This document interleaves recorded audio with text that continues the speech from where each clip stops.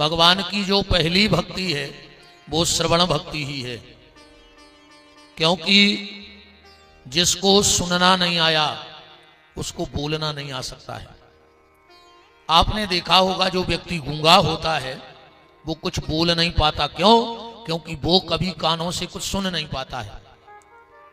और इसीलिए हमारे मुंह भगवान ने एक दिया और कान दो दिए कि बोलो कम और सुनो ज्यादा। जितना बोलते हो उससे ज्यादा सुनना सीखो। और अगर जिसको सुनना आ गया तो यह लोक तो बन ही जाएगा, पर साथ साथ उसका परलोक भी बन जाएगा।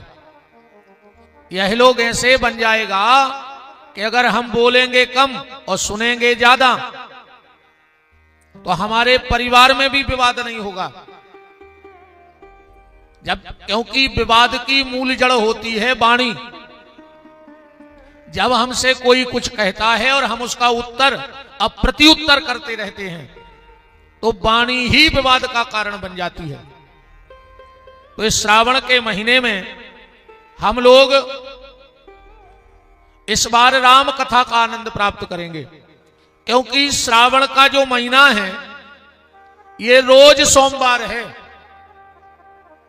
और साल भर जितनी पूजा सोमवार में करने का फल है, श्रावण में उतना भजन रोज सोमवार है। आप शिवरात्रि को पूजा करो और चाहे श्रावण के महीना में पूरे 30 दिन महीने भर पूजा करो, आपको रोज शिवरात्रि का फल है। जितना फल शिवरात्रि के अभिषेक का है उतना श्रावण में रोज अभिषेक का फल है। तो ये भगवान की कृपा है जो हम सत्संग के माध्यम से भगवान से जुड़ने का प्रयास कर रहे हैं। धन्य कौन है? गोस्वामी तुलसीदास जी की नजर में गोस्वामी जी ने यह नहीं लिखा कि ब्राह्मण धन्य हैं, कि क्षत्रिय धन्य हैं, कि वैश्य धन्य हैं, कि कनिष्ठ धन्य हैं। गोस्वामी जी से पूछा सबसे ज्यादा धन्य कौन है? तो गोस्वामी जी कह रहे हैं कि धन्य और पवित्र कौन है? पवित्र वो नहीं है जिसने खाली स्नान कर लिया, पवित्र वो नहीं है जो खाली तीर्थ में होके आ गया, पवित्र वो नहीं है जिसने खूब जीवन में दिखावा कर लिया।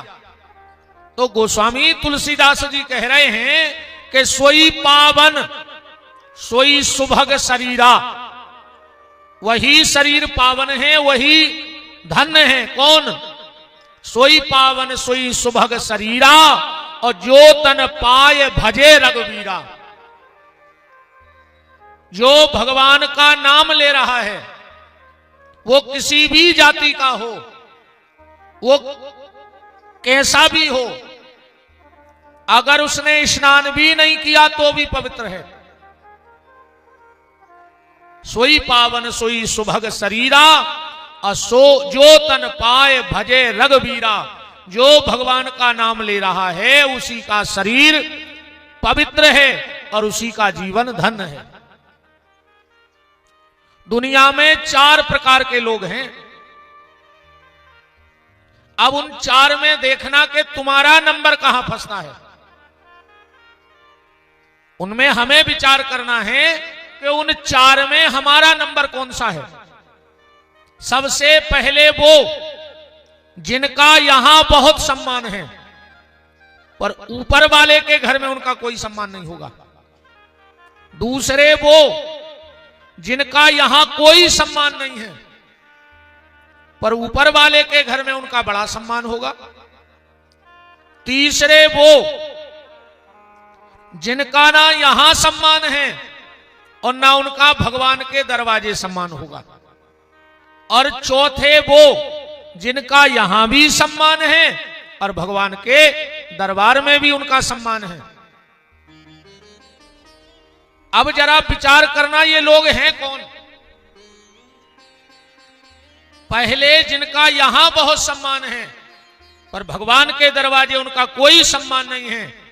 ये वो लोग हैं जिनको भगवान ने धन तो बहुत दिया, पैसा बहुत दिया, पर उन्होंने कभी पैसे का सदुपयोग नहीं किया, कभी किसी भूखे को रोटी नहीं खिलाई, कभी किसी गरीब का तन नहीं ढका, कभी कोई मंदिर का जीर्णोद्धार नहीं करवाया, कभी किसी भूखे को रोटी नहीं दी, कभी जीवन में कोई तीर्थ का दर्शन नहीं किया, पर उनके पास पैसा है तो यहां उनका बड़ा सम्मान होगा। देखो भगवान कहते हैं या तो हम में मन लगाओ। पहला भगवान का क्या कहना है, मुझ में अपना मन लगाओ। अब मनने लगे तो तन लगाओ। तन लगाने का मतलब क्या है, ज्यादा ना हो तो इतना ही नियम बना लो कि अगल बगल का जो मंदिर होगा हम उसमें झाड़ू लगाएंगे, मंदिर में पोछा लगाएंगे, मंदिर को साफ सुथरा रखेंगे, गौ सेवा करेंगे, माता पिता की सेवा करेंगे, राष्ट्र की सेवा करेंगे, अधर्म की सेवा करेंगे। तो पहले तो मन लगाओ। अब मन ना लगे तो तन लगाओ। और अगर व्यस्तता के कारण ना तो भगवान में तुम्हारा मन लग रहा है, ना भगवान में तुम्हारा तन लग रहा है, और अगर भगवान ने तुम्हें धन दिया है तो कम से कम थोड़ा बहुत धन ही भगवान में लगा दो। पर व्यक्ति पूरे जीवन धन को जोड़ता है। इतनी तृष्णा है व्यक्ति को, इतनी तृष्णा है, पूरी जिंदगी धन धन धन धन काय के लाने, आखिरी में घर के लिखवा देवे के पिताजी को निधन, इतने के लाने पूरी जिंदगी धन धन करत है। आखिरी में 15 पैसा के कागज पे निधन भर लिखो जाए। इतनी तृष्णा भगवान के मंदिर में भी जाता है तो भगवान से वो ही मांगता है संसार की वस्तुओं को। भगवान कभी कभी कहते यार हमसे मिलने भी आ जाया करो, जब भी आते हो कुछ ना कुछ मांग नहीं आते हो। एक आदमी गया शंकर जी के मंदिर, शंकर जी प्रसन्न हो गए, बोले मांगो क्या चाहते हो। अब आदमी तो लोभी होता ही है, बोले तुम तो ऐसी कृपा कर दे कि हम जो मांगे वो कब खत्म ही न हो। शंकर जी ने मंदिर में से उठा के तनक से चावल दे दे। अरे उन्हें कहीं ना हो इतना सुनो तो कि भोलेनाथ और झोली भर दे तो अब गड़दानी, और ये मुट्ठी भर चावल कह रहे थे मांग ले जो मांग पाओ। इसने गुस्से में वो चावल जमीन में फेंके, मुट्ठी जाके ता भर गई। कहा सुन वरदान मांगो तो कि जो मांगे वो कब खत्म ही न हुए। इन्हें तुरंत कपड़ा बिछाओ, फिर मुट्ठी के चावल फेंके, फिर मुट्ठी भर गई। और इन्हें कहीं बन गया वार काम। अब तो इन्हें पुटरिया बांधी, चावल की तृष्णा देखो आदमी की। सिर पे रखी, घर गया, कुंडी खटखटाई, हाथ तो गऊ तो इतनी पुटरिया धरे। घरवारी बोली कि कहां से आ रहे हो, बोले भलो होगा जा चावल की पुटलिया मिली। अरे ने जैसे ही पुटलिया पटकी, सुमूड़ पे दूसरी पुटलिया। कहा सुन शंकर जी से कही थी कि जो मांगे वो खत्म ही नहीं हुए। इन्हें फिर पुटलिया पटकी, सो तीसरी पुटलिया। इन्हें कही यार जा तो समस्या बन गई। पत्नी बोली कि का वरदान मांगे आए। बोले हमने भगवान से कही थी कि जो तुम दे रहा है वो कब खत्म ही नहीं हुए। अब बपुटर गया मूड पे धरी, कहने लगो हमें तो भारी भूख लगी। घरवारी बोली अब घर में कछुनन्या जे चाव रही बना दे रहा है। घरवारी ने चावल चढ़ाए। अब जो पुटरिया धरे मूड पे, कहने लगो हमें तो नींद आ रही, जो चावल चुर रहा है। बोले अब सो जा पुटरिया धरे, बहुत रही नहीं रहे मूड पे, सोता रहो फिर आ जाए। पुटरी गई धरे लेट गओ। अब बने चावल, सुने एक कोरा खाए, वो गुटके और मुंह में फिर चावल, गुटके और मुंह में फिर चावल। घरवारी बोली वो ले आए, जो बोलो पे नहीं बढ़ा रहे मुंह में के। चावल खात खात जो मर गओ। अब कहां नो खाए, गुटके और फिर मुंह में चावल, गुटके और मुंह में फिर चावल। जब जो मरो, पत्नी रोई, मोहल्ला वालों ने बुलाओ के अब जलावे तो ले ही जाने। अर्थी बनाई, 4 जनों ने कंधा पे धरी, मरघटा पे उतारी और कंधा पे फिर अर्थी, बा उतारी कंधा पे फिर अर्थी। कहा सुबह तो बरदा नहीं। तृष्णा आदमी की देखो कितनी खतरनाक होती। बेचारे ही बोले घरवारी से कि जो तो मर गया वो हमने कहां लाए फिर 4 जने अर्थी। एक उतारा तो दूसरी तुरंत आ जात कंधा पे। पत्नी ने सुनाई कि जे शंकर जी से वरदान मांग ले आए। अरे तो बोले वरदान तुम्हारे घरवारी ने मांगो, हमोरे काय मरे संगे। जब ये चारों रोने लगे तो भगवान प्रसन्न हुए और सब ठीक ठाक कर दिया। बात सिर्फ ये है कि व्यक्ति अपनी तृष्णा में ही मर जाता है। इतनी तृष्णा में फंसा है कि अपनी तृष्णा में मर जाता है। धन धन के चक्कर में एक दिन निधन हो जाता है। तो या तो भगवान में मन लगाओ, मनने लगे तो तन लगाओ, तन से भगवान की सेवा करो। घर में ठाकुर जी के मंदिर में तुम स्वयं झाड़ू पोछा करो, भले तुम्हारे घर में बर्तन वाली लगी हो। ठाकुर जी के बर्तन स्वयं हाथ से धो, भले बर्तन वाली आती हो। और जो नारी 2 काम अपने घर में अपने हाथ से करती है, भगवान भी उसके दर्शन करने आते हैं।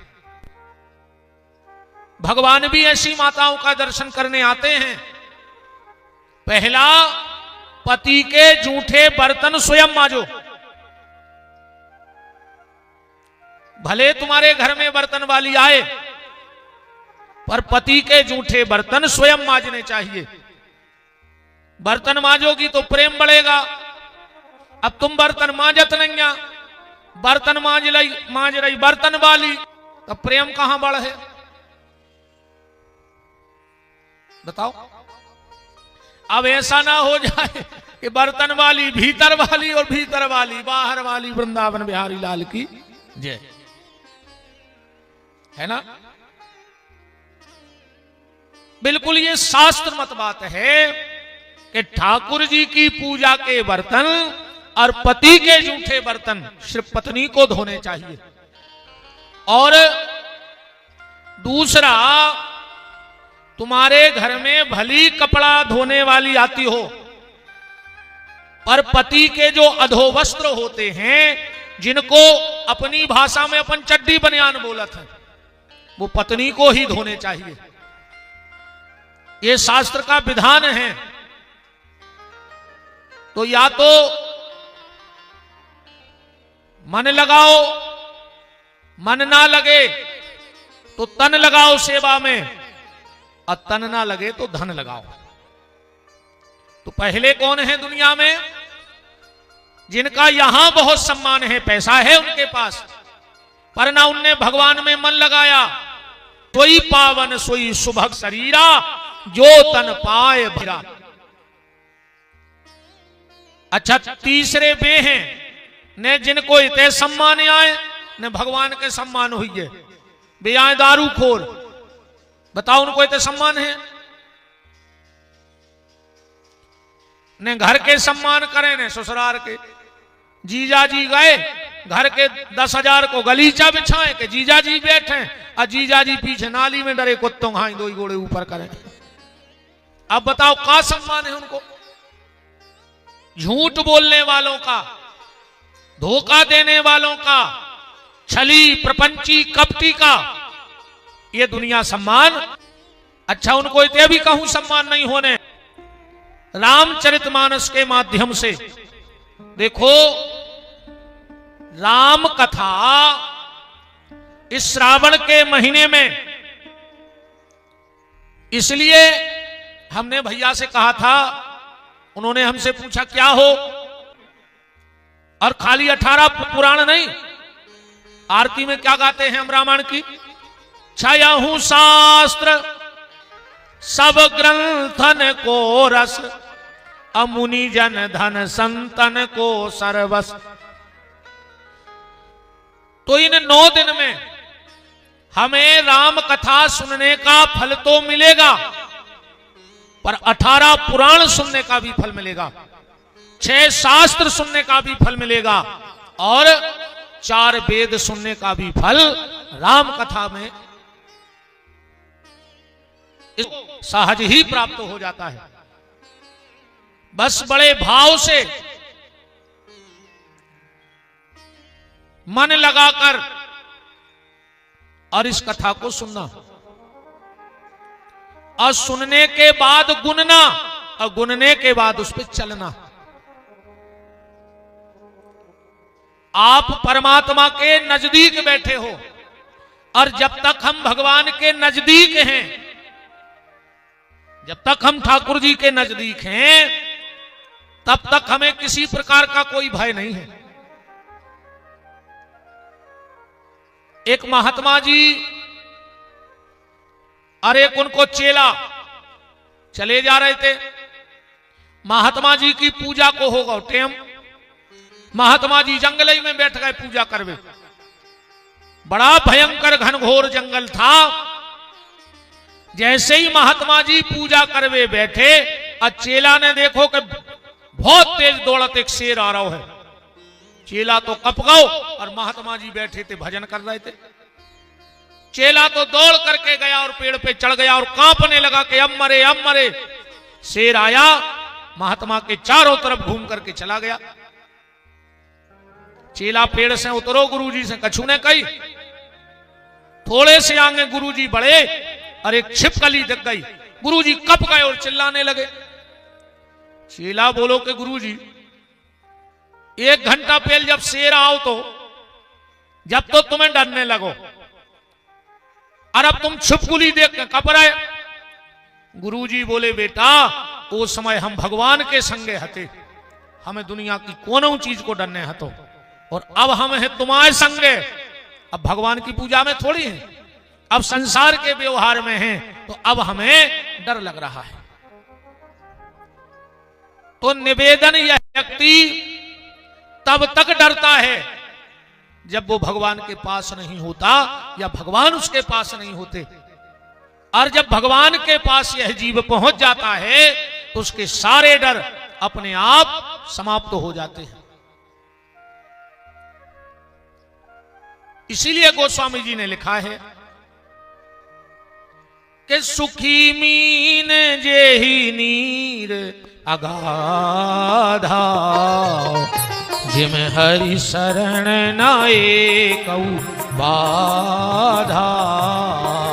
सुखी मीन जेहि नीर अगाधा, जिम हरि शरण नाए कऊ बाधा। सुखी मीन जेहि नीर अगाधा, सुखी मीन जेहि नीर अगाधा, सुखी मीन जेहि नीर अगाधा, सुखी मीन जेहि नीर अगाधा। जिम हरि शरण ना एकऊ बाधा, जिम हरि शरण नाए कऊ बाधा।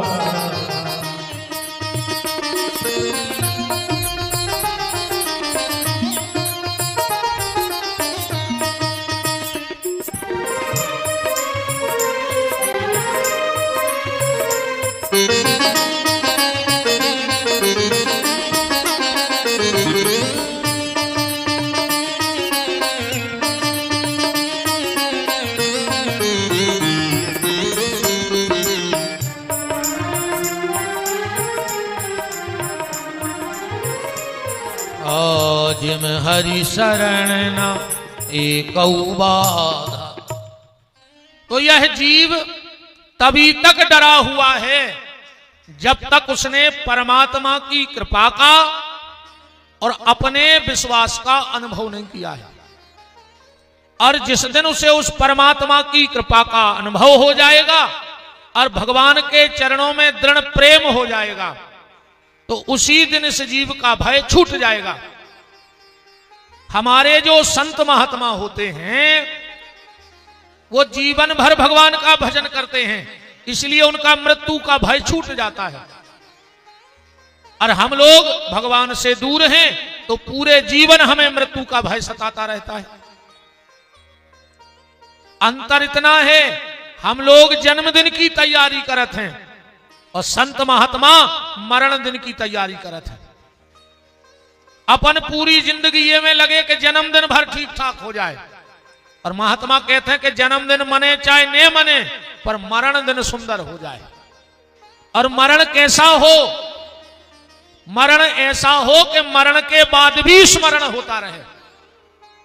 मरण के बाद भी स्मरण हो तो मरण सुंदर है, और मरण के बाद कोई स्मरण करने वाला ना रहा तो स्मरण का क्या मतलब? अपन जन्मदिन मना रहे, ऐसी तो झूठी बोलत हो हर जन्मदिन को के सांप आंधरे करे हो। कई तुम जियो हजारों साल, बताओ अपने सागर में जियो को आज तक 1000 साल, पूरे सागर के चले आते रहो जीजे। आ दूसरी झूठी, पहली तो फिर भी सद के पर दूसरी नहीं सदे। पहली तुम जियो हजारों साल, तो बाद में कहते साल के दिन हो कई हजार। तुम्हारे बाप के घरे कैलेंडर बनने लगो, तुम्हारे कैसे 1000 साल की दिन हो लग। 365 से 366 नहीं हो सका, तुम कछु कर ले। सागर नहीं पूरे देश के चले आए तुम्हारे लाने। तो मरण दिन की तैयारी हो, कि हमारी मौत सुंदर हो, मरने के बाद भी लोग हमारा स्मरण करते रहें, हमें याद करते रहें, तो बात ठीक ठाक है, वरना कोई मतलब नहीं। तो इन 9 दिन में हमने कहा ना कि 4 वेद, 6 शास्त्र और 18 पुराण, इन सबका समावेश ही राम कथा है। इन सबका समावेश क्या है? राम कथा। राम कथा जन जन में व्यापी, ऐसा इस विश्व में कोई नहीं जो राम को ना जानता हो। नहीं मानता वो बात अलग है, नहीं मानता वो बात अलग है, पर जानता ना हो ऐसा तो संभव है ही नहीं। बोलो कौन नहीं जानता राम को? कोई राम के अनुयायी हैं, कोई राम के विरोधी हैं, पर विरोधी भी तो राम को जानते हैं, क्रोधी भी राम को जानते हैं। तो राम क्या है? राम भगवान है, वो हमारी श्रद्धा का विषय है। पर राम एक व्यक्तित्व है, राम एक विचारधारा है, राम एक संस्कार है, राम एक मार्ग है, राम एक मर्यादा है, राम एक सिद्धांत है, राम जीवन का सार है। भगवान है, वो श्रद्धा है। पर अगर आज भी हम राम के सिद्धांतों को, राम के विचारों को, राम के त्याग को, राम के तपस्या को, राम के समर्पण को अपने जीवन में उतार लें, तो क्या हमारा घर भी स्वर्ग नहीं बन जाएगा? अगर राम का जो भाव अपने भाई के प्रति है, हम अपने भाई के प्रति वो भाव बना लें, तो क्या हमारा घर स्वर्ग नहीं होगा? राम का भाव जो माता पिता के प्रति है, किसी व्यक्ति को कोई पद मिल रहा हो और उसकी पूरी तैयारी हो गई हो, जगह जगह बैनर, होर्डिंग, पोस्टर लग गए हो, गली गली में लोग स्वागत करने वाले खड़े हो गए हो, उसने लाखों रुपए अपनी जेब से खर्च कर दिया हो, और 1 मिनट बाद घोषणा होनी थी कि फला फला पद पे फला फला व्यक्ति को नियुक्त किया जाता है, और उसी क्षण में अगर हाई कमान से आदेश आ जाए कि उस व्यक्ति को पार्टी से निष्कासित किया जाता है, तो क्या फिर वो व्यक्ति उस पार्टी में रहेगा? पर राम का त्याग देखो, पूरी अयोध्या दुल्हन की तरह सज गई। राम को राज तिलक होना है, युवराज का पद मिलना है, और एक क्षण में यह फैसला आ गया कि 14 साल के लिए अयोध्या से निष्कासित किया जाता है। जब राम को राज्य मिल रहा था तो चेहरे पे अभिमान नहीं था, और जब राम को वनवास दिया गया तो राम के चेहरे पे इतनी शिकन नहीं थी। अगर कोई भी व्यक्ति राम जी के आदर्श को अपने जीवन में उतार ले, राम का पत्नी के प्रति त्याग देखो। जब श्री किशोरी जी ब्याह होकर अयोध्या पधारी, तो हमारे यहां का ऐसा नियम है कि जब पति पत्नी की पहली बार भेंट होती है तो पति पत्नी को कुछ तोहफा देता है, गिफ्ट देता है, उपहार देता है। तो जब राम श्री किशोरी जी के सामने गए तो कहा, सीते, ऐसा नियम है कि पति को कुछ पत्नी को उपहार देना चाहिए। तो सीता, ना तो मैं तुम्हें कोई हीरे मोती की अंगूठी दूंगा, ना कोई महल दूंगा, ना कोई डायमंड का हार लाऊंगा, पर सीता, आज ये राम तुम्हें वचन देता है कि तुम्हारे अलावा दुनिया में जो भी नारी होगी वो आज से राम के लिए बहन और महतारी होगी। ये मेरा तोहफा है तुम्हारे लिए। बोलो, अगर ऐसा पति मिल जाए तो क्या कभी पति पत्नी के जीवन में कोई दिक्कत आ सकती है? राम को भगवान न मानो, पर राम के विचारों को अपने जीवन में उतार के तो देखो। राम की प्रशंसा राम के दुश्मन भी करते हैं। व्यक्तित्व यही होना चाहिए, व्यक्तित्व तुम्हारा यही होना चाहिए कि तुम्हारे दुश्मन भी जब कभी बैठे तो तुम्हारी एक ना एक अच्छाई की तारीफ जरूर करें। यह तुम्हारा व्यक्तित्व बनना चाहिए। जब आखिरी में राम रावण का युद्ध हो रहा था, राम जी रावण को बाण मार रहे थे, रावण की 20 भुजाएं थीं, कट कट के जमीन में गिर रही थी। पर रावण आयुर्वेद का बड़ा ज्ञानी था, पूरा आयुर्वेद रावण को रटा था, सिद्ध किया था उसने आयुर्वेद को। रावण कटा हाथ दूसरे हाथ से उठाता और हाथ पे रखता, और जो हाथ घुमाता उसका हाथ फिर जैसे का तैसा हो जाता। राम जी बार बार हाथ काट रहे और रावण बार बार हाथ जोड़ रहा है कटे। किसी ने रावण से कहा, रावण तू तो रे बड़ा कम बुद्धि वाला लग रहा है। रावण ने कहा, क्यों? बोले, तू बार बार कटे हाथ जोड़ रहा है। रावण ने कहा, तो क्या करें? और जवाब सुनना, उस व्यक्ति ने कहा, रावण ये कटे कटाए हाथ जोड़े से फायदा नहीं है, पर अगर तुमने जी जुड़े जुड़ाए हाथ एक बार भगवान के सामने जोड़ लाए होते तो जो सब झंझट ही खत्म होगा। हो तो अगर जुड़े जुड़ाए हाथ एक बार तुमने भगवान को सामने जोड़ लाए होते। राम जी ने सोचा, ये तो हाथ हम काटते हैं, ये जोड़ लेता है। राम जी ने 20 बाण एक संग फेंके, इसके 20 ही हाथ कट के गिर गए। अब कौन हाथ से जोड़े? इसने सोच लिया, आज मेरा अंत निश्चित है, अब नहीं बचेंगे। तो इसने आंखें बंद कर ली। आंखें बंद कर ली। 5-10 मिनट हो गए। अब ये सोच रहा है कि राम जी अब बाण मारेंगे, अब हम मरेंगे, अब बाण मारेंगे। पर जब 10-12 मिनट हो गए राम जी ने बाण नहीं चलाया, तो इसने धीरे से आंखें खोली। तो राम जी धनुष पे हाथ रखे, एक हाथ कमर पे रखे हैं और मंद मंद मुस्कुरा रहे हैं। और रावण की नजर सीधी भगवान के ओंठों पे पड़ी, और जो मंद मंद मुस्कान रावण ने जी भर के देखी, रावण कहता है, राम मारते क्यों नहीं हो मुझे? मार डालो मेरे लिए। राम ने कहा, रावण मैं क्षत्रिय हूं और मैं कभी निहत्थे पे वार नहीं करता। तेरे पास सेना नहीं बची, इसलिए तू जा, कल सेना के साथ तैयार होकर मुझसे फिर युद्ध में आना, मैं तुझे कल मारूंगा। पर रावण के दिमाग में वह राम जी की मुस्कुराहट भर गई। अब तो आंखें बंद करता है और बस उसे राम की मुस्कुराहट दिखाई देती है। रात्रि में घर गया, सो गया। बगल में मंदोदरी सो रही थी। रावण बार बार उठता है, फिर अपनी आंखों को हाथों से मलता है, फिर सो जाता है, फिर उठता है, फिर सो जाता है।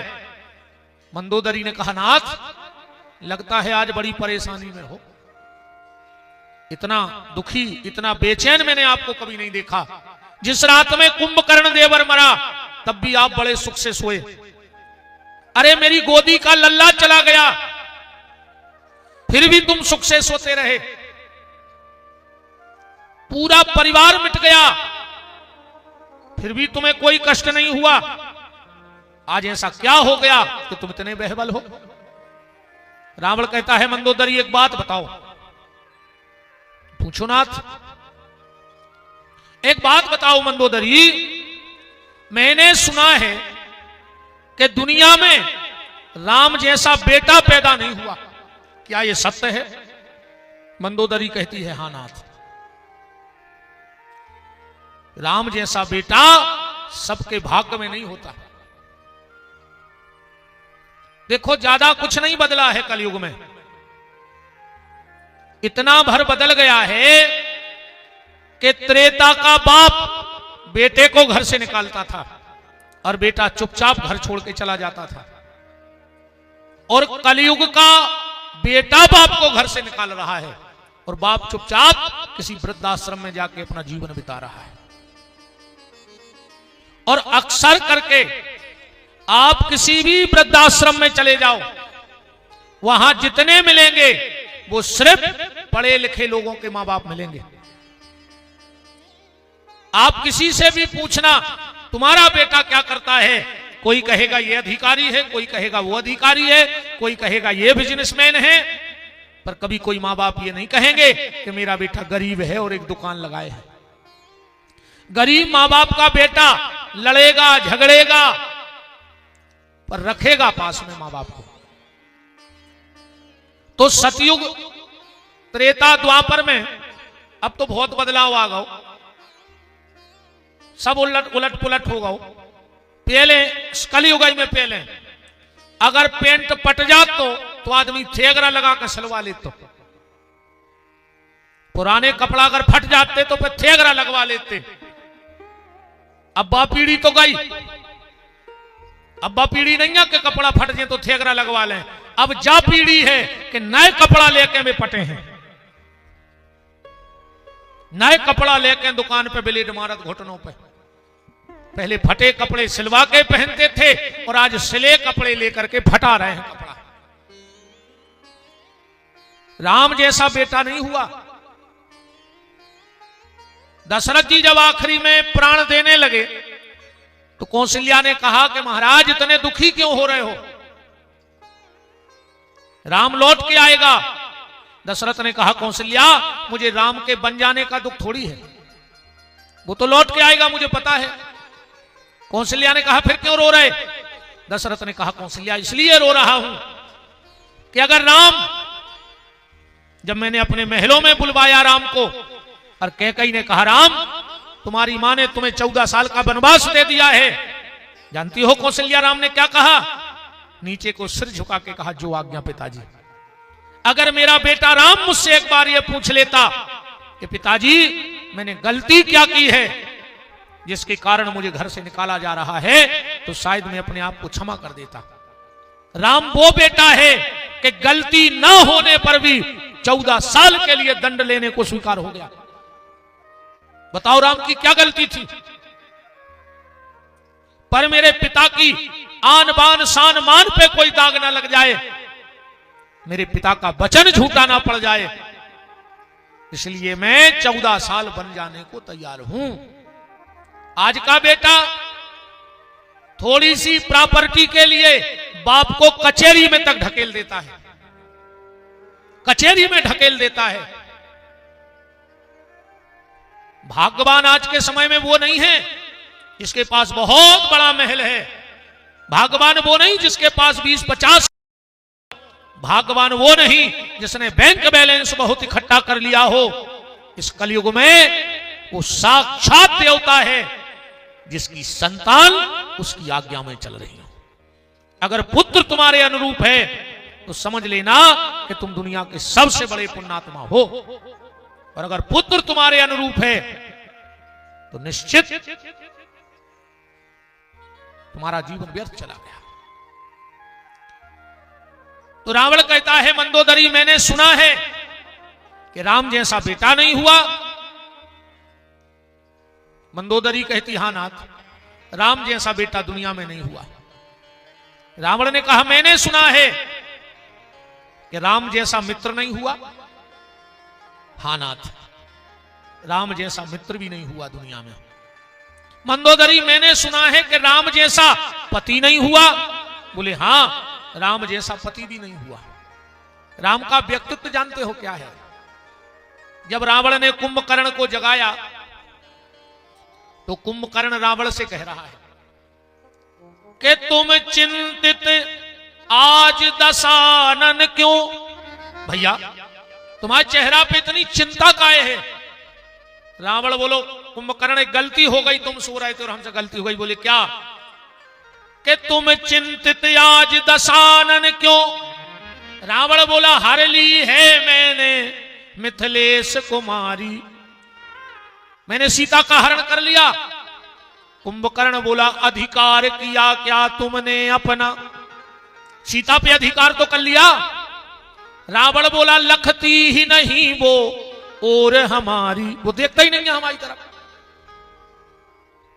कुंभकर्ण बोलो एक काम करो, तुम राम बन के गए हो सीता के लेगा के नहीं? तुम तो माया भी हो, राम भी बन के जा सकत। रावण बोलो हमने जो भी करके देख लो कि राम का रूप लिया तुमने। रावण बोलो यह भी कर लिया उपाय बिचारी। फिर बोले कुंभकर्ण हम जैसे ही राम को रूप लेते हैं, राम स्वरूप बनायो जबे तो हर नारी लगे मोखो महतारी। हम जैसे ही राम बनत और दुनिया की हर नारी मुझे मां बहन के रूप में दिखने लगती है। ये राम का व्यक्तित्व है। रावण बोला मंदोदरी मैंने सुना है कि दुनिया में राम जैसा भैया भी नहीं हुआ। क्या ये सत्य है? हां, राम जैसा भाई भी दुनिया में नहीं हुआ। एक क्षण में सब कुछ त्याग दिया अपने भरत के लिए। अयोध्या फुटबॉल बनी रही 14 साल तक, ना राम के पाले में आ पा रही है ना भरत के पाले में। जिस पाले में अयोध्या जाती है उसी तरफ से फेंक दी जाती है। छोटी वोटी प्रॉपर्टी नहीं थी अयोध्या की। और आज भाई भाई को एक एक फुट की जमीन से प्राण ले रहा है। एक एक फुट की जमीन से आज भाई भाई घर में प्रेम से नहीं मिलते। आज भाई भाई इस दुनिया में तब मिलते हैं जब वकील के द्वारा पेशी की तारीख दे दी जाती है तो दोनों कचहरी पे मिलते हैं और एक दूसरे से बोलते नहीं भाई भाई। तो रावण कह रहा है मंदोदरी एक घोषणा आज मैं भी करता हूं। बोले क्या? बोले राम जैसा दुनिया में भाई नहीं, राम जैसा दुनिया में पुत्र नहीं, राम जैसा दुनिया में पति नहीं, राम जैसा दुनिया में मित्र नहीं। तो ये रावण भी आज सीना ठोक के कहता है कि दुनिया में राम जैसा शत्रु भी नहीं हुआ जिसने मुझे मेरे प्राणों का अभय दान कर दिया। ये राम का व्यक्तित्व है कि राम की प्रशंसा राम के दुश्मन भी करते हैं। इसलिए राम के विचारों को, राम के त्याग को, राम के समर्पण को खाली एक धर्म में न बांधकर हर व्यक्ति के मन में उतार देना चाहिए। राम हर व्यक्ति के लिए आदर्श हैं। जो मानव है, जिसने मनुष्य शरीर लिया है, उसके जीवन के आदर्श मेरे राम है। राम का चरित्र हर परिवार में होना चाहिए। राम जैसा त्याग, राम जैसा समर्पण, राम जैसी मर्यादा, राम जैसा भ्रातृत्व प्रेम, राम जैसा संत गुरुजनों के प्रतिभाव। तो राम को हम एक विचार माने, राम को हम एक संस्कार माने, राम को एक मर्यादा माने और राम को रोम रोम में हम स्थापित करें। यही राम कथा का मूल मंत्र है। तो इन 7 दिन में, 9 दिन में, अबे बहुत समय से हम 7 दिन की कथाएं कर रहे हैं। हाँ, 9 दिन की तो लगभग सीता ही राम हो गई। अब तो 2-2 दिन की होने लगी, हम क्या करें। 3-3 दिन की कथा कर भी जाने पड़ रहा है। 2 दिन बीच में मिलता आदमी के, 2 ही दिन कर दे। अब एक दिन फ्री हते सो नरसिंहपुर, दिन रात भाई, दिन में अलग भाई और रात में फिर उतनी अलग भाई। बहुत समय बाद सागर में भी लगभग हमें लग रहा हो गार्डन के बाद ही कथा भाई कहा पिछली 1 साल बाद सागर में कथा भाई कहा, और फिर 1 साल बाद आई जय वृंदावन बिहारी लाल की जय। अब तो गार्डन ही में होने हैं वर्ष कथा सागर की, और कहूं ने होने कहा वृंदावन बिहारी लाल की जय। राम कहने का मजा जिसकी जुबां पर आ गया, राम कहने का मजा जिसकी जुबां पर आ गया। राम कहने का मजा जिसकी जुबां पर आ गया। राम कहने का मजा जिसकी जुबां पर आ गया। धन्य जीवन हो गया, चारों पदार्थ पा गया। धन्य जीवन हो गया, चारों पदार्थ पा गया। मुक्त जीवन हो गया, चारों पदार्थ पा गया। मुक्त जीवन हो गया, चारों पदार्थ पा गया। राम कहने का मजा जिसकी जुबां पर आ गया। राम कहने का मजा किसकी जुबां पर आ गया।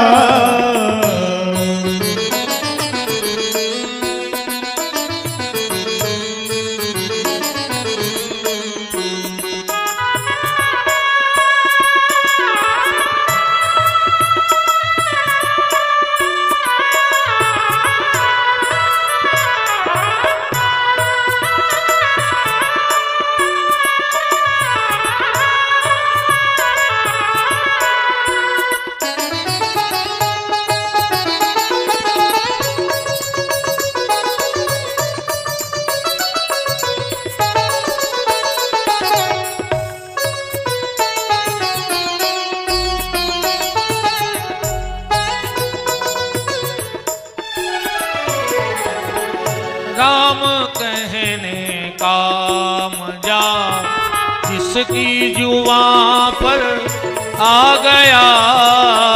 राम कहने का मजा जिसकी जुबां पर आ गया। राम कहने का मजा। तो राम एक मर्यादा है, राम एक संस्कार है, राम एक तपस्या है, राम एक त्याग है, और राम भटकों के सहारे हैं। राम भूलों की मंजिल है।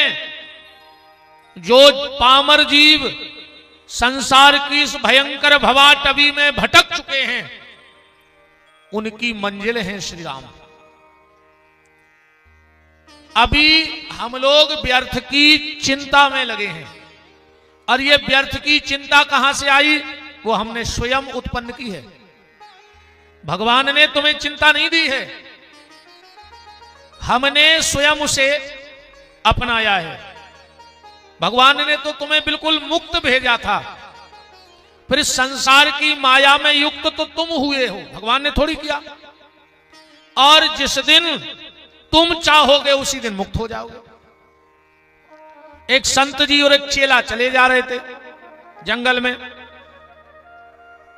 तो संत जी बोले बेटा जल्दी जल्दी चलो, जल्दी जल्दी चलो, रात न हो जाए, भयंकर जंगल है, जल्दी जल्दी चलो। चेला ने सोची कि गुरुजी ने आज तक ऐसी कबू कही नहीं है। गुरुजी तो ऐसे अलमस्त संत हते कि कितना भयंकर जंगल में रात हो जाए और जहां रात हो जाती तहीं सो जाते। ने बन देखते, ने घर देखते, ने जगह देखते, जहां टेम होगा तहीं सो गए। चेला ने सोची आज कछू तो बात है। गुरुजी बोले तेज तेज चलो बेटा, जंगल है तो नहीं रुकने, कोनो ठिकानों देखने, कोनो गांव में शहर में पहुंच जाए। तो गुरुजी भी तेज निगरे और चेला पीछे लगो। गुरुजी एक थैला चपेटे आखिरी में। चेला ने सोची लगत है कि थैला ही में है कछु विचित्र आज। गुरुजी गए लघुशंका को और चेला ने थैला खोल के देख लो, उसमें 2 सोने की ईंटें धरी थी। और चेला ने कही चिंता तो ये सोने की ईंटों किया है, उन्हें का करो कि बगल में हाथों कुआ, सुबह 2 ईंटें निकाल के कुआ में फेंक दें और वो में 2 ईंटें माटी की धर दें। वजन उतना ही रही। गुरुजी ने जल्दी चिपकाई, बोले चलो बेटा चलो, जल्दी चलो, सामने हो जाए। चेला बोलो गुरुजी जा तो बताओ, तुम इतने चिंता में काहे हो। गुरुजी बोले कि बेटा सही बताएं, हम एक जजमान ने 2 सोने की ईंटें दी हैं, बात चिंता आए। चेला बोलो गुरुजी अब बिल्कुल चिंता न करो। बोले काहे? बोले तुम्हारी चिंता तो हम कुआ में फेंके आए। भाई जे की तुम्हें चिंता थी वो हमने कुआ में फेंक दी। बोले ये में का है? बोले में तो माटी की ईंटें हैं। चेला बोलो अब चलो तेज तेज। गुरुजी बोले अब का तेज तेज चलो बेटा, सो जाओ। जे की चिंता हती बा गई, तो चिंता हमने स्वयं प्रकट की है। हमने संसार से आसक्ति जोड़ी और चिंता बन गई। जिस दिन इस संसार से आसक्ति खत्म हो जाएगी उसी दिन संसार की चिंता भी खत्म हो जाएगी। चिंता का कारण क्या है? मेरा। और चिंता खत्म कहां? तेरा। जहां तेरा लग जाएगा वहां चिंता हो ही नहीं सके। एक आदमी की 5 खंड की बिल्डिंग में आग लग गई। सेठ को पता पड़ो कि 5 खंड की बिल्डिंग बन रही। वो तो रोड पे पलटा ही खावे रे। पूरे मोहल्ला के पकड़े, वो कहे हम तो बिल्डिंग में कूद रहे, हमने बचे, अब बर्बाद हो गए। इतने में एक आदमी आ बोले क्या हो गया? अरे बोले हमारी बिल्डिंग में आग ही लगी। बोले तुम्हें नहीं है पता? बोले का? बोले तुम्हारे लड़का ने बात तो कल बेच दी, सौदा होगा। उन्हें पहुंचे असुआ, कहने लगो यार फायर ब्रिगेडियर बोलवा, दूसरे को नुकसान नहीं हुआ यार, देखो अबे रो रहा हो तो काश बिल्डिंग वो की हती। और जैसा ही को पता पड़ो कि तुम्हारे लड़का ने कल सौदा कर लो, पिक गई, रजिस्ट्री हो गई, खुश। इतने में दौड़ा था लड़का, बोले पापा तुम जे खड़े बिल्डिंग में आग ही लगी। बोले बेटा बात तो तुमने बेच दी कल। बोले रात में सौदा कैंसिल होगा, सुबह फिर पलटाई खान लगो। अब आग ही भाई 2 मिनट पहले वो बिल्डिंग बरबे को दुख हो रहा हो तो कैसे वो किया है, 2 मिनट बाद वो को दुख खत्म होगा कैसे वो की नोई, तो 2 मिनट बाद फिर रोने लगो कैसे को पता पड़ेगा कि हम आई आए। तो जहां ये हमारा और मेरा लग जाता है वहीं दुख चालू हो जाता है। और जहां मेरा नहीं है, हजारों बिल्डिंगें बन रही, हजारों आदमी मर रहे, हजारों को नुकसान हो रहा, अपन कबे रोबे बैठे बताओ। दुख कहां है? जहां मेरा है। और जिस दिन मेरा गया उसी दिन दुख खत्म। तो जीवन में सिर्फ ये भाव रहे कि प्रभु जो कुछ है सो तेरा है, हम तो तेरे चौकीदार हैं। जितने दिन तूने मुझे रखा है तो उतने दिन हम तुम्हारे इस दुनिया में, तुम्हारे इस दुनिया की सुरक्षा करेंगे। और जिस दिन तुम चाहोगे उस दिन हमें यहां से हटा दोगे, हम फिर है ना। तो ये बात समझ में आ गई कि दुख कहां है? जहां मेरा है। और दुख वहां नहीं है जहां मेरा नहीं है। सब कुछ भगवान का ही तो है। भी तो अपन दाएं हैं। आदमी कहता हमारी घर की नारी संग दे है, जब समय आउत है सो हाथ की नारी संग छोड़ देते। तुम घर की नारी के भरण में हो, डॉक्टर कहते अब नारी नहीं मिल रही। घर की नारी का संग दे, हाथ की नारी तक छोड़ दे एक दिन। तुम बाहर के भरोसों में हो तो जब बाहर की दुनिया तो छोड़ो, भीतर की सांस भी तुम्हारी नहीं है। जो बाहर आ रही है की गारंटी है कि लौट है? किसी को है कोई गारंटी कि जो सांस भीतर जा रही है वह बाहर लौट के आए? तो जब भीतर की सांस अपनी नहीं है, हाथ की नारी अपनी नहीं है, और अपन घर की नारी में पूरी दुनिया को छोड़ने दे रहा नहीं। अकेले नारी के चक्कर में भज्जा छोड़ दो, बाप छोड़ दो, मताई छोड़ दई, रिश्तेदार छोड़ दे। इनने जो आज पहलो दिन है कछ में रहे, आज छोड़ दे, अब कहा है। ऐसी कथा तो हम करते नहीं है जितनी अच्छी हमने आज सुनाई है। कहां सुना था हमें ऐसी कथा? अब तो सीधे हाथ गोला से फेंकने लगे मुंह में से। हाँ, तो निवेदन ये मेरा मेरा खत्म करो। क्यों? कि मेरा मेरा किया उम्र भर, कुछ भी तेरा नहीं। मेरा मेरा किया उम्र भर, कुछ भी तेरा नहीं। सब यहीं पे छूटे, सच्चे नाम के मोती चुन ले, बांध ले अपनी गठरी, कोई ठगी न लूटे। जा दुनिया की संपत्ति इकट्ठी करत रहो, में कोई दोष नहीं है, पर धर्म की संपत्ति से दूर न हो। बाबी इकट्ठी करत रहो कि सच्चे नाम के मोती चुन ले, बांध ले अपनी गठरी, कोई ठगी न लूटे। तू ही तू की मौज अलग है, पर तूने सोचा ही कब है। मेरा हट जाए और तू जीवन में आ जाए परमात्मा, तो वो मस्ती अलग है राम नाम की। कि तू ही तू की तूने सोचा ही कब है। जब मैं से फुर्सत मिल जाए, जो मैं भरो ना अपने भीतर, जब ऐसे कदों टेम मिले कि जब मैं से फुर्सत मिल जाए, तो क्या करें? तो भजन करो, तो भजन करो, तो भजन करो। जब चिंता कोई सताए, व्याकुल मन घबराए,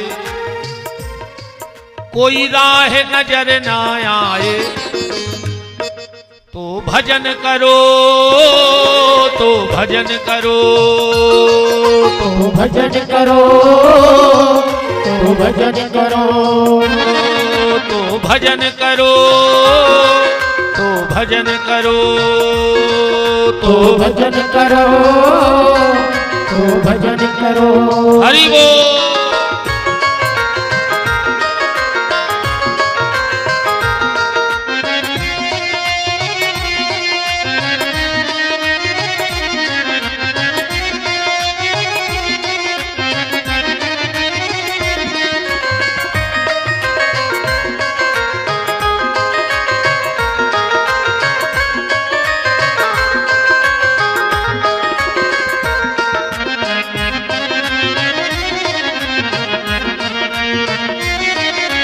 भजन करो, तो भजन करो, तो भजन करो, तो भजन करो।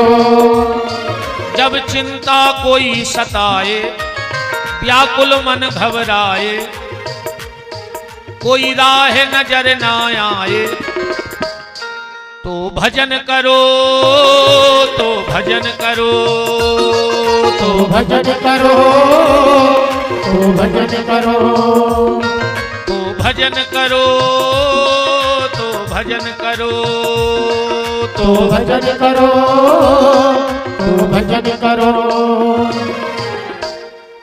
तो राम एक आदर्श हैं, राम एक मर्यादा है, राम एक संस्कार हैं, राम एक मंजिल है, राम जीने की कला है, राम भटके की मंजिल है, राम सर्वस्व है, राम रोम रोम में है, राम पूरे राष्ट्र में है, राम पूरे ब्रह्मांड में है। और इन्हीं राम के गोस्वामी जी कह रहे हैं कि 7 समुद्र की स्याही ब्रह्मांड। अगर राम कथा लिखने बैठ जाओ, ठाकुर जी के नाम की महिमा लिखने बैठ जाओ, तो शुरुआत भी नहीं होगी। कागज पे न बने लिखते लिखनी, अब कांपनी कौन बनावे, आंख मुरे असुआ भर आवे, अमूरत जा रघुनंदन की, लिखते न बने लखते बन जावे। राम सुनने का विषय नहीं है, राम कथा को सुनना नहीं है, राम कथा को जीना है, राम कथा को पीना है, राम कथा का बिछोना, राम कथा की उड़निया, राम कथा की सांस, सब राम कथा है।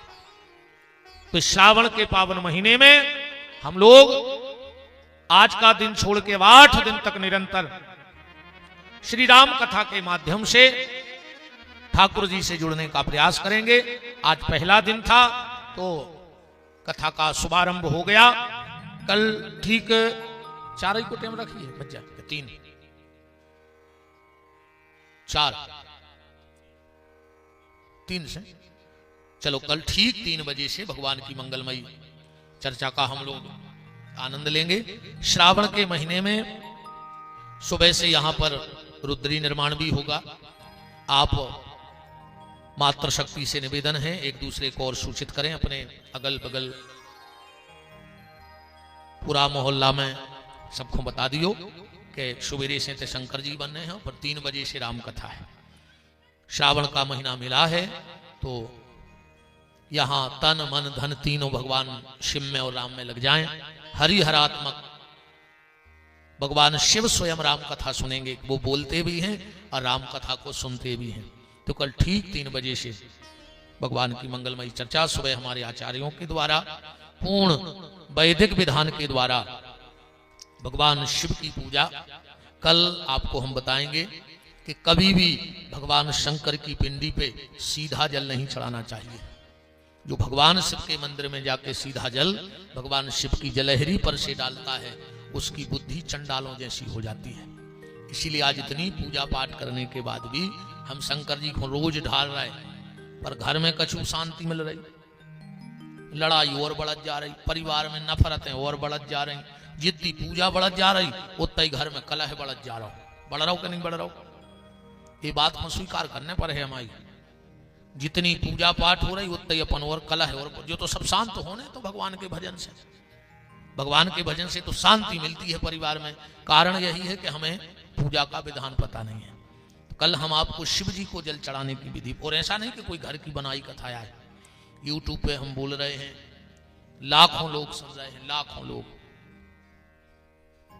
भैया एक बड़ी कृपा है, इस पे सब आ जाता है कि किस प्रदेश के कितने लोग हमें सुनते हैं। सबसे ज्यादा हमें महाराष्ट्र सुनता है, सबसे ज्यादा महाराष्ट्र, और 2% हमें पाकिस्तान सुन रहा है। इसमें कितना है, 2% हमें पाकिस्तान के लोग सुन रहे हैं। ये बहुत बड़ी बात है। हर प्रदेश में पहले नंबर पे महाराष्ट्र सुन रहा है, दूसरे नंबर पे यूपी सुन रहा है। इनमें पूरा आता है कि कितने % लोग कहां से जुड़े हैं।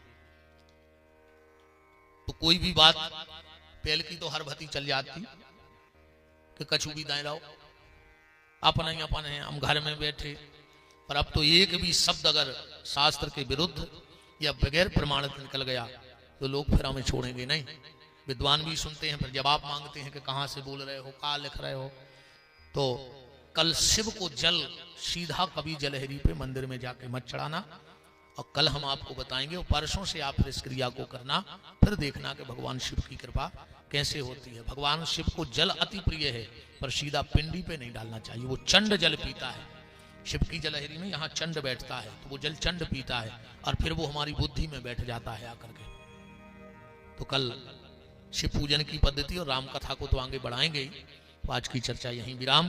अब हमारे कथा के दोनों यजमान आदरणीय श्री कक्का जी, श्री सोनी जी, भैया राहुल चौबे जी, आदरणीय चाचा जी भी आ गए हैं, कक्का जी, वो भी आरती में सम्मिलित हों। चाची भी विराज गई हैं, उनको भी प्रणाम है। मुन्ना भैया, दीपक भैया, हमारे सुरेंद्र भैया के पिताश्री केशरवानी जी और सभी जो भी विराजे हो, आप सब भगवान की मंगलमय आरती में सम्मिलित हों। तो अब हो जाओ खड़े और बोल दो हमारे संग जब तक आरती चल रही है कि जिनका रखवाला है राम, उनका कौन बिगाड़े काम। जिनका रखवाला है राम, उनका कौन बिगाड़े काम। कृपा करे जब